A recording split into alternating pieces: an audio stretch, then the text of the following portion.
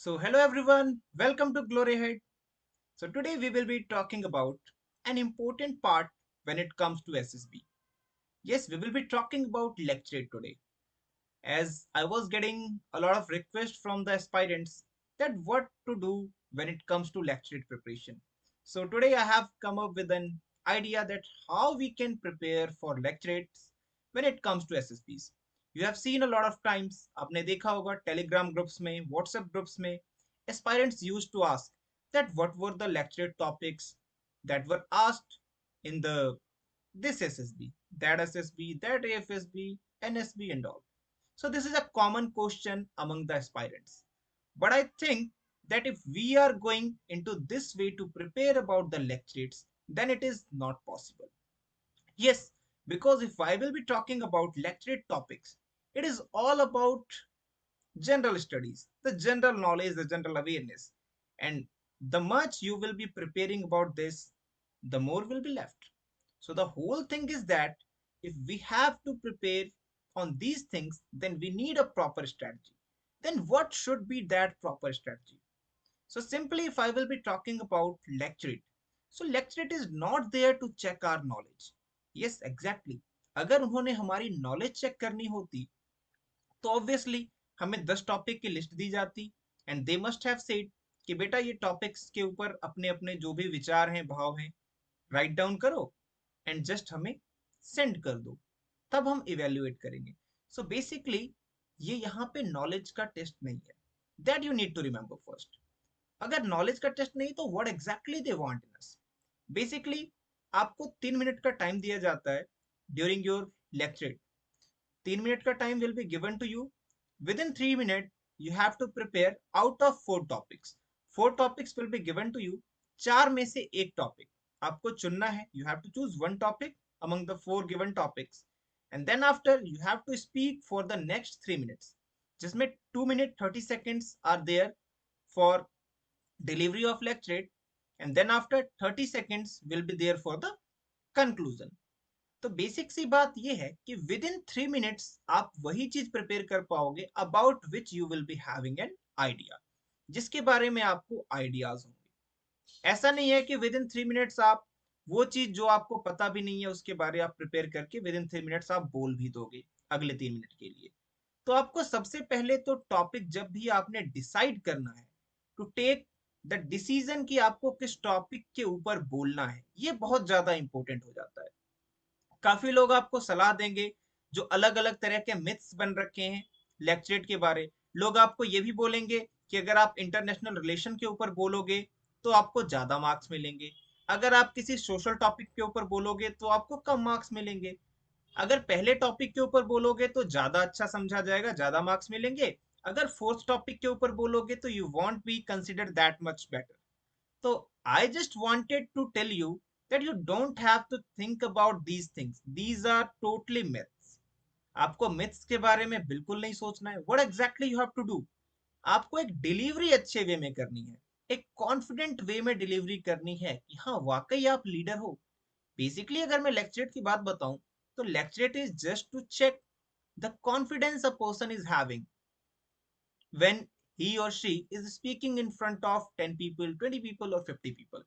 Basically कभी भी मान के चलो ऐसा कुछ काम आ गया जहां पे आपको अपने साथ वालों को मोटिवेट करना है, 10 लोगों को 20 लोगों को कुछ चीजें बतानी है, तो what exactly will be your way, किस वे में आप उनको अपना मैसेज कन्वे कर रहे हो, अगर मोटिवेट करना है किस वे में कर रहे हो, that matters in lecture.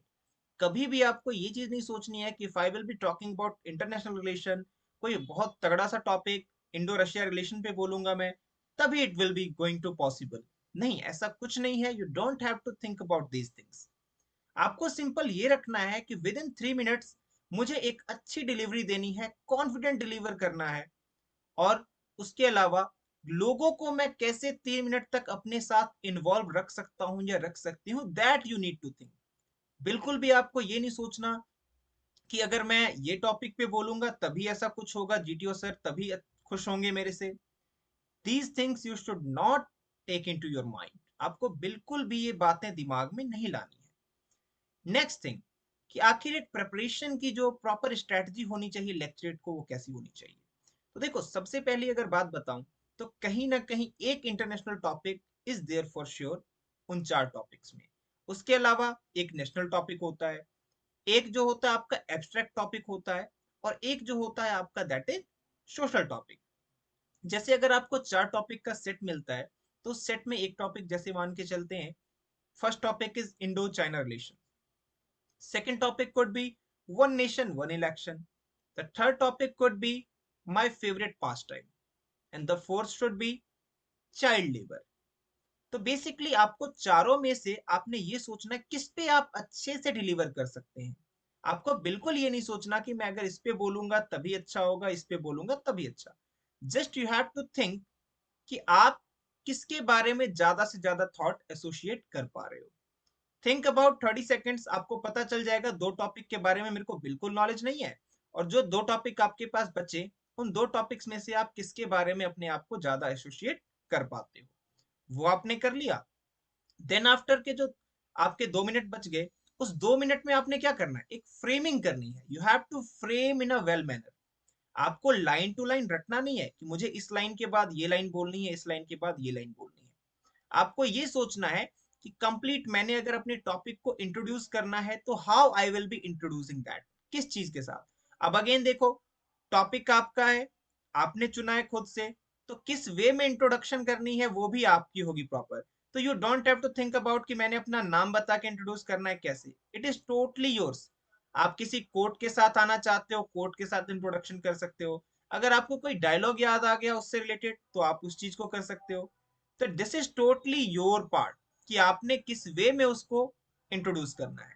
Then introduce कर दिया, फिर कई टॉपिक होते हैं जिसमें प्रोज एंड कॉन्स की बात आती है, वो आप कर सकते हो, उन चीजों के साथ यू कैन गो। कई बार ऐसा होता है कि जो टॉपिक है उसमें मेरिट्स एंड डिमेरिट्स पूछी जाती हैं, जैसे रिजर्वेशन आ गया, उसके मेरिट एंड डिमेरिट।